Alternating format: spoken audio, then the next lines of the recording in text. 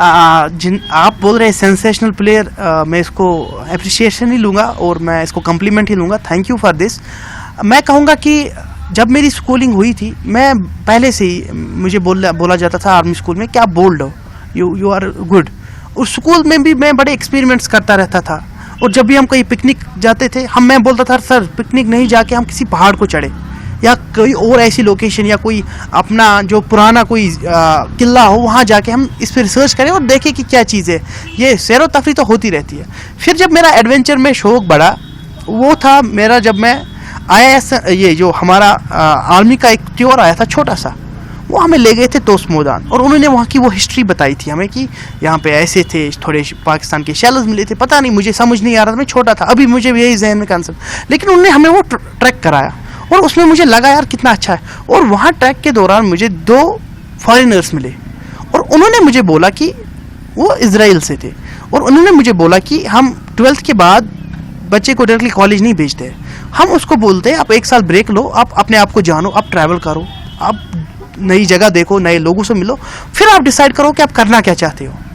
लेकिन हमारे माशरे में तो ये चीज़ होगी नहीं, क्योंकि हमारे यहाँ तो ट्रेडिशनली 12th के बाद या तो मेडिकल या तो नॉन मेडिकल और आर्ट्स कॉमर्स तो बहुत कम लिया जाता है। अब कोई बोले मैं एडवेंचर में जाऊँ, उसको तो बोलेंगे इस कारण ज़िंदगी में आप कुछ नहीं करेंगे।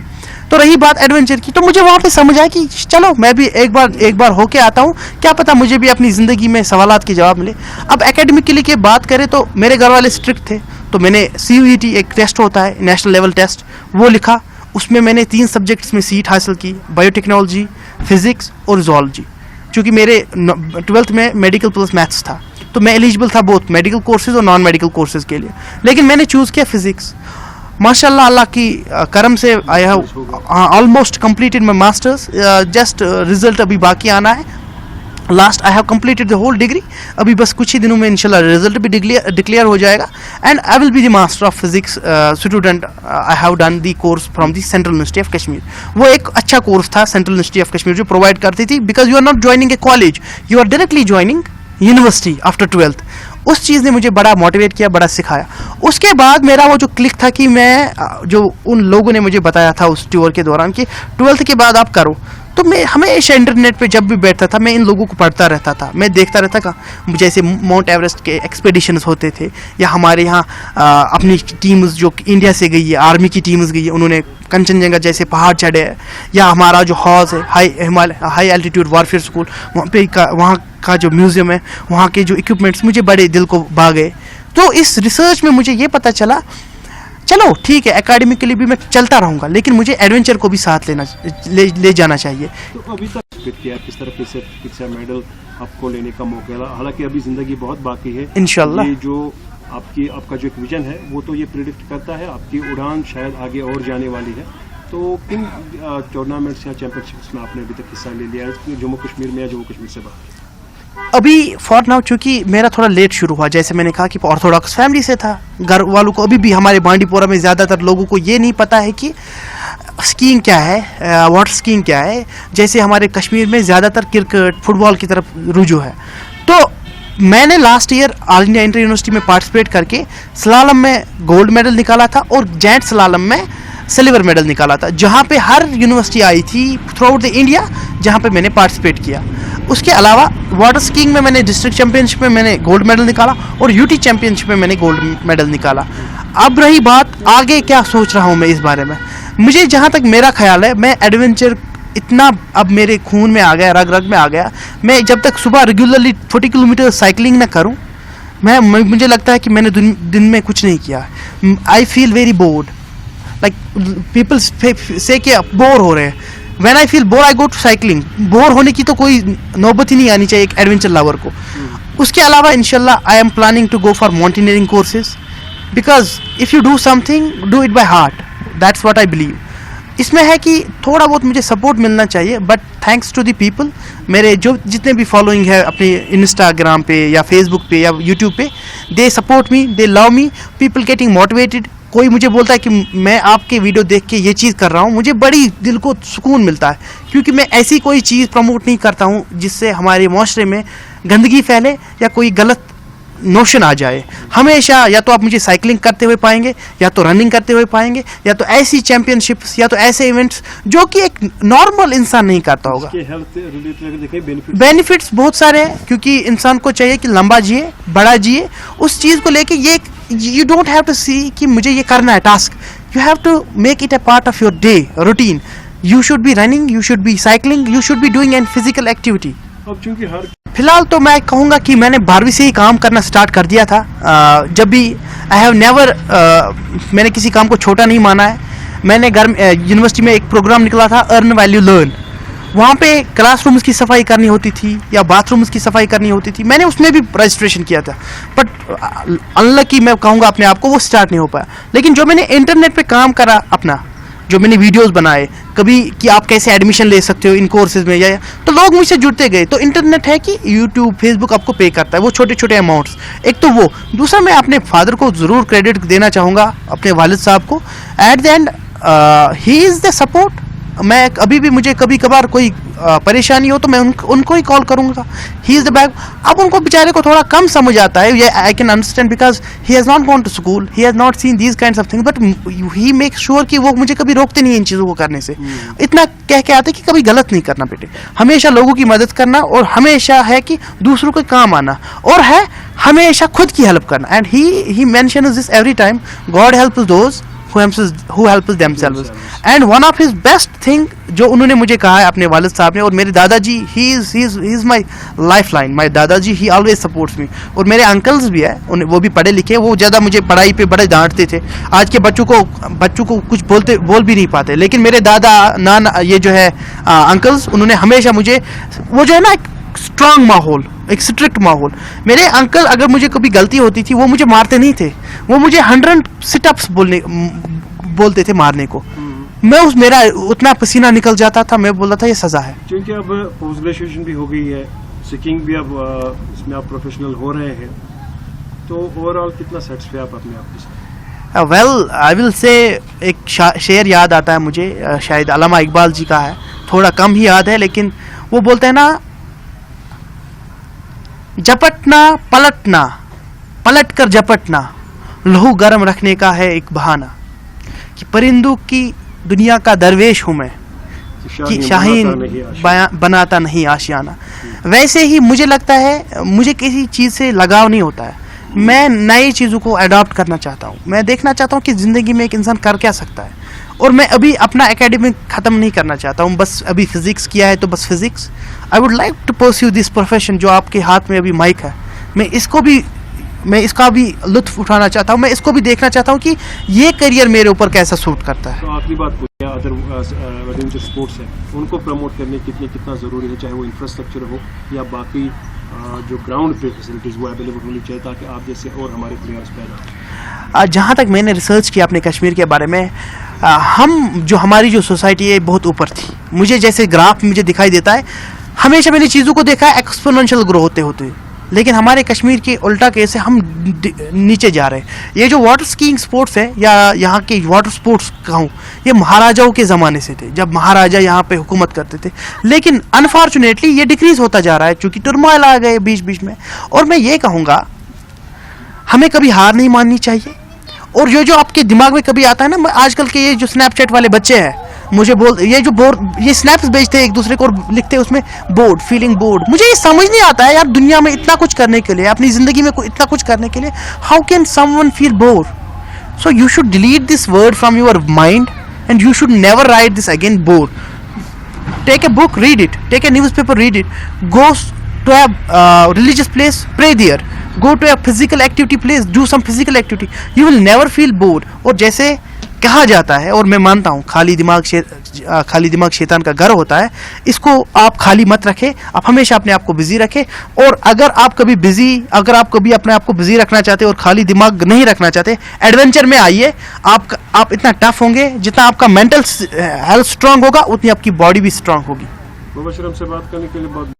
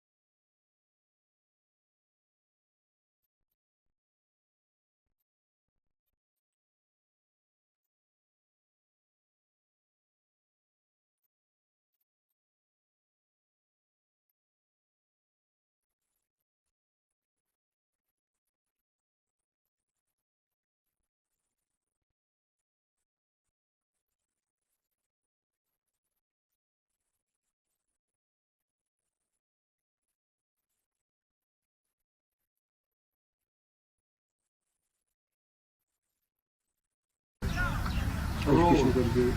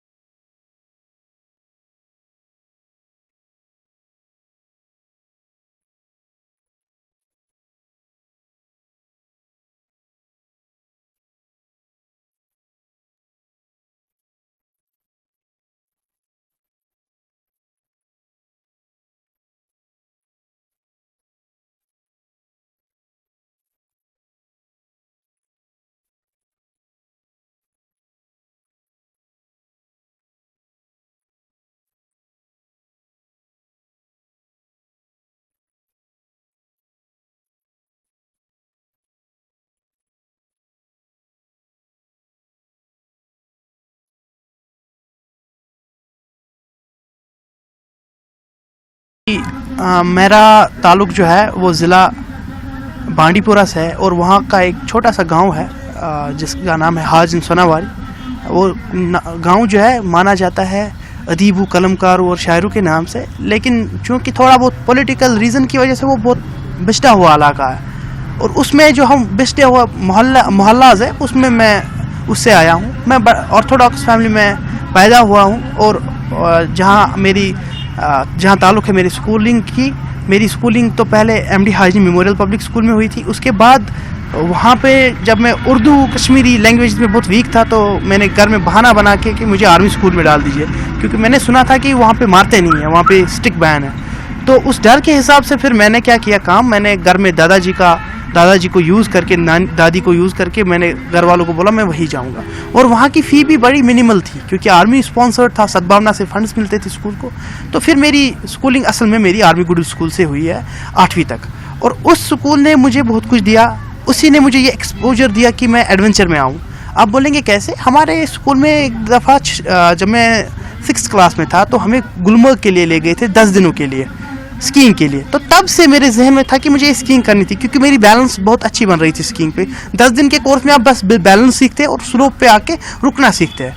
Skiing is a sports wear you learn balance definition और आप कंट्रोल करें उस चीज़ को क्योंकि आप स्लोप से आ रहे हैं। तो मेरा फिर शौक था, लेकिन चूंकि मैं ऑर्थोडॉक्स फैमिली से था जहाँ पे आपके घर वाले कभी ये नहीं मानेंगे कि आप कोई एडवेंचर स्पोर्ट्स में जाए तो आप पढ़ाई को थोड़ा बहुत साइड करेंगे, ये तो कभी चला नहीं मेरे घर में। तो फिर जब मैं कॉलेज में आया 12वीं जमात मैंने अपनी हायर सेकेंडरी स्कूल से की, हाजिन में आया। तो फिर उसके बाद जब मैंने सेंट्रल यूनिवर्सिटी ऑफ कश्मीर में एडमिशन पाया इंटीग्रेटेड BSc MSc के कोर्स में, तो मेरा शौक था। अब मैं सर्च करने लगा कि मैं स्कीइंग कैसे सीखूं, लेकिन ये उस स्पोर्ट्स में आता है, ये टॉप 10 जो कॉस्टलीस्ट स्पोर्ट्स है दुनिया में उनमें आता है।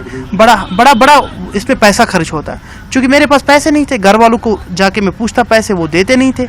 तो फिर मैंने थोड़ा उक्का दुक्का काम करके, जैसे साइड में काम करके, थोड़े पार्ट टाइम जॉब्स करके, मैंने इवन की 4थी क्लास में मैंने न्यूज़पेपर भी सेल किए थे अपनी लोकेलिटी में।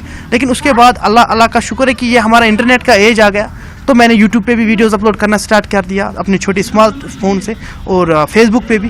तो यहाँ वहाँ करके कुछ थोड़े जहाँ से भी मेरे पैसे थोड़े जमा होते थे, तो मैंने IISM एक इंस्टीट्यूट है हमारे कश्मीर में, IISM Gulmarg, Indian institute of skiing and mountaineering, वहाँ से अपनी स्कीइंग की जर्नी स्टार्ट की। वहाँ पे मुझे बड़े इंस्ट्रक्टर्स अच्छे मिले। वहाँ का जो वातावरण है, माहौल है, बहुत ही अच्छा है, एडवेंचरस है, क्योंकि माना ही जाता है स्कीइंग और माउंटेनियरिंग के लिए। ऐसे कोर्स स्टार्ट किया स्कीइंग में, स्नो स्कीइंग की बात कर रहा हूँ।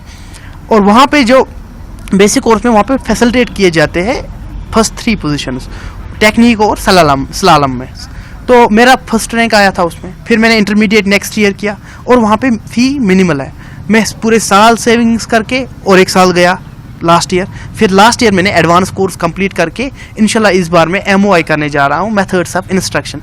Then I will be certified instructor of skiing by the IISM Indian institute of skiing. And it is like वो बोलते हैं ना, पॉश स्कूल है इस चीज़ के लिए, लाइक IB स्कूल्स है हमारे एकेडमिया के लिए, वैसे एडवेंचर स्पोर्ट्स के लिए जैसे हमारे जम्मू एंड कश्मीर में IISM गुलमर्ग है, जिम WS भी है, लेकिन that's autonomous body, this is organised by ministry of tourism.